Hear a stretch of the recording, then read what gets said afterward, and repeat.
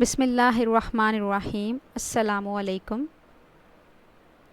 In our today's lesson, neurodevelopmental disorder,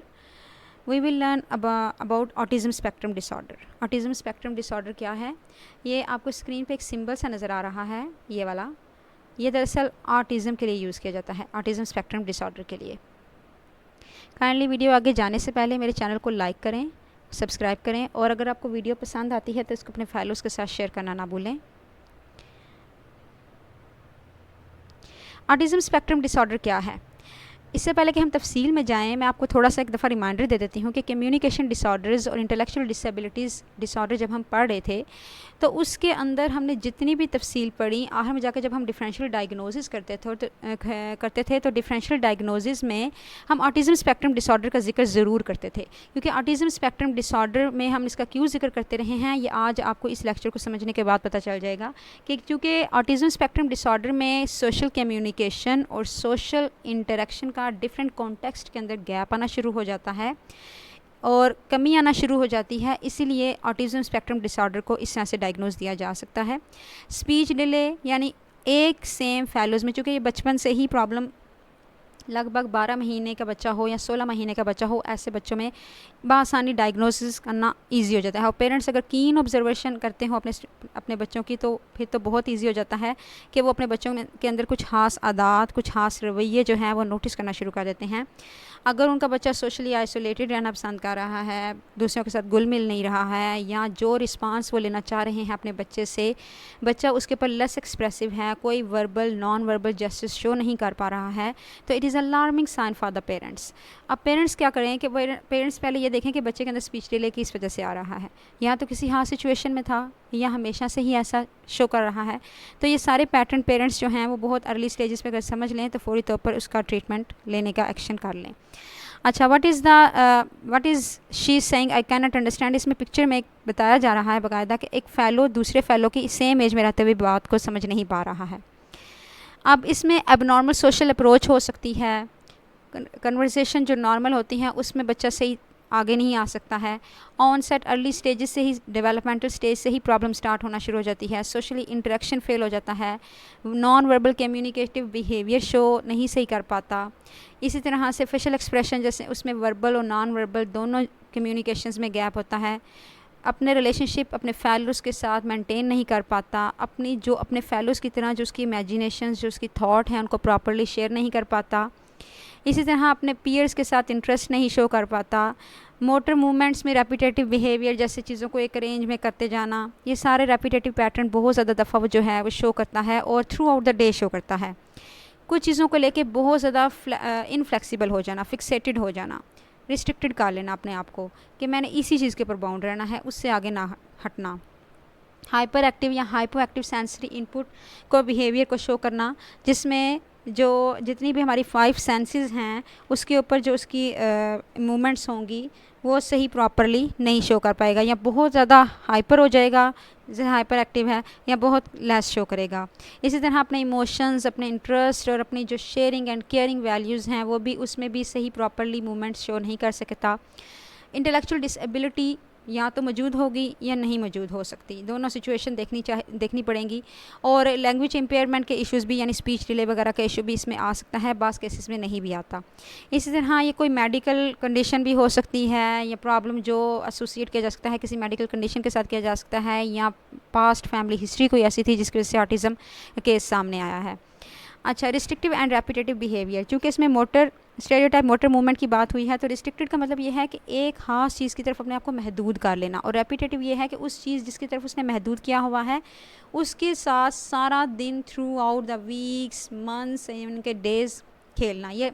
severity level पे depend करता है कि बच्चा कितने स्वेर लेवल पे खड़ा है और किस तरह का वो रेपिटेटिव पैटर्न शो कर रहा है. अगर बच्चा टॉयज़ के साथ, फॉर एग्जांपल उसके पास ढेर है टॉयज़ का, लेकिन वो एक टॉयज़ है उसी के साथ खेलेगा, नए टॉयज़ को भी अहमियत नहीं देगा, that one is very special to it, तो वो टॉयज़ जो हैं वो उसी के साथ सारा दिन खेले. यूटेंसिल्स, एक ही बर्तन में खाना खाना, एक जैसे सेम पैटर्न के साथ ब्लॉक को यूज़ करना, सेम पैटर्न के साथ चीज़ों को अरेंज करते रहना, एक ही खाना चाहिए, डेली बेसिस पे चाहिए, चेंज नहीं करना उसमें. बुक एक ढेरों किताबें, उनमें से कोई एक बुक रीड करते रहना. इसी तरह फ़ोन मोबाइल फ़ोन जैसे आजकल के बच्चे हैं वो बहुत ज़्यादा इस चीज़ की तरफ माइल नज़र आते हैं, लेकिन वो बच्चा जो आर्टिस्टिक होगा वो अमूमन कोई एक फ़ोन को पकड़ ले और हो सकता है वो सारा दिन उसी फ़ोन के साथ खेलता रहे। गेम कोई एक गेम सारा दिन वो खेल सकता है, गोल गोल घूमना शुरू करे तो हो सकता है थ्रू आउट द डे यही गेम खेलता रहे, एक ही जगह बैठना पसंद करे और एक ही लिबास को पूरा पूरा हफ्ता जो है वो रिपीट करना पसंद करे। अब स्पीच लेवल इसमें कैसे किया जाता है? वैसे तो अमूमन ये कहा जाता है कि स्पीच डिले ऑटिज़म का प्रॉब्लम है, और लेकिन पता कैसे चलाया जाए कि स्पीच डेवलपमेंट हो कैसे रही है, नॉर्मल बच्चों में कैसे होती है, इसके इनिशियल स्टेजेस क्या होते हैं, और जो ऑटिज़म का बच्चा होगा उसमें स्पीच का डिले कैसे हो सकता है। 12 महीने का बच्चा अमूमी तौर पर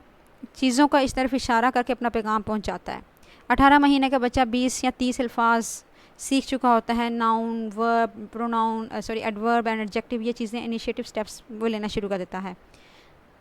2 साल का बच्चा 50 से 100 अल्फाज का मजमूआ सीख जाता है और 2 अल्फाज के ज़रिए, 2 अल्फाज के मजमूए के ज़रिए, 2 वर्ड्स फ्रेजेस के ज़रिए वो अपना पैगाम भी दे देता है। फॉर एग्ज़ाम्पल कि खाना खाना, पानी पीना, मिर्चें लगना, इस तरह से अल्फाज बच्चा बोल सकता है। 3 साल का बच्चा इंट्रोगेटिव वर्ड्स भी यूज़ करता है, क्वेश्चन स्टाइल भी उसका होता है और सिंपल सेंटेंस में अपना मैसेज भी कन्वे कर सकता है। जबकि ऑटिज़म का शिकार बच्चे में हो सकता है कि ये स्पीच डिले आ रहा हो, यानी 12 महीने का हो चुका है, अभी तक चीज़ों की तरफ इशारा नहीं किया, 18 महीने का हो गया, अल्फाज नहीं सही बोल पाया, 2 महीने का हो चुका है, 2 साल का हो चुका है तो 2 अल्फाज नहीं बोल पाया, मैसेज सही कन्वे नहीं कर पाया, अपने एक्सप्रेशंस को वर्ड्स के ज़रिए जो अपने इमोशंस हैं, इमोशनल इंटेलिजेंस डेवलप नहीं कर सका। तो ऐसी सिचुएशन में वर्ड्स के साथ साथ जब हम देखेंगे कि स्पीच डिले आ रहा है तो हम बच्चे के अंदर क्या चीज़ें देखेंगे, उसका आई कांटेक्ट देखेंगे, उसके नाम पे रिएक्शन, सोशल स्माइल देखें कि रिस्पॉन्स कैसा कर रहा है अपने नाम सुनने पर, या सोशली कैसे लोगों के साथ इंटरेक्शन कर रहा है, अगर उसको पकड़ा गया या उसको उठाया गया तो उस पर उसका क्या रिएक्शन था, उसने आपकी तरफ देखा या नहीं देखा, आई कांटेक्ट दिया या नहीं दिया, क्या उसने उसके अंदर रेपिटेटिव पैटर्न तो नहीं आ रहा, दूसरे रिलेशनशिप्स के साथ वो कट ऑफ तो नहीं हो गया, और इसी तरह कि अपने इमोशंस को क्या वो अंडरस्टैंड कर पा रहा है, अपने इमोशंस को वर्ड्स दे पा रहा है या नहीं दे पा रहा है। अब इसकी प्रेवलेंस अगर यूएसए में देखी जाए तो 1% पॉपुलेशन में है, ये 4 टाइम्स बॉयज़ में गर्ल्स की निस्बत ज़्यादा पाया जाता है, और अर्ली 16 मंथ में अगर किसी फैमिली में पहले से इस ऑटिज़म की हिस्ट्री मौजूद थी तो it is a kind of red flag कि वो फैमिली फौरी तौर पर अगर सिम्टम्स शो हो रहे हैं, स्पीच डिले भी हो गया, ऑटिज़म के बाकी सारे सिम्टम्स भी थोड़े थोड़े करके शो रहे हैं, तो it is kind of red flag कि पेरेंट्स जो हैं वो फौरी तौर पर इसका सीरियस एक्शन लें और स्पीच पैथोलॉजिस्ट या साइकोलॉजिस्ट से रजू करें, साइकेट्रिस्ट वगैरह से रब्ता करें। इस तरह पाकिस्तान में इसके वजह से कोई खास डाटा तो नहीं इकट्ठा होता, लेकिन ऑटिज़म सोसाइटी जो है वो 3,50,000 चिल्ड्रन जो हैं वो पाकिस्तान में, उनके मुताबिक पाकिस्तान में सफ़र करते हैं ऑटिज़म की बीमारी में, ASD में। डिफरेंशियल डायग्नोज अगर देखा जाए तो Rett syndrome is a kind of syndrome जिसमें disruption in social interaction during the regression phase ये प्रॉब्लम आता है, और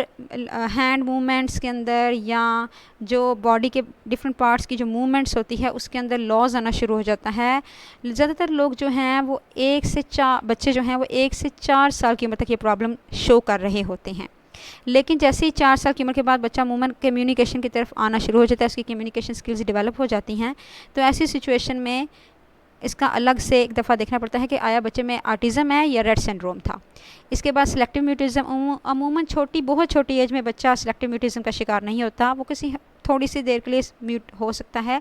लेकिन अगर बच्चे के अंदर ये बहुत ज़्यादा रेपिटेशन आ रही हो तो इसके बाद वो सिलेक्टिव म्यूटिज़म के साथ भी एक दफ़ा देख लेना चाहिए।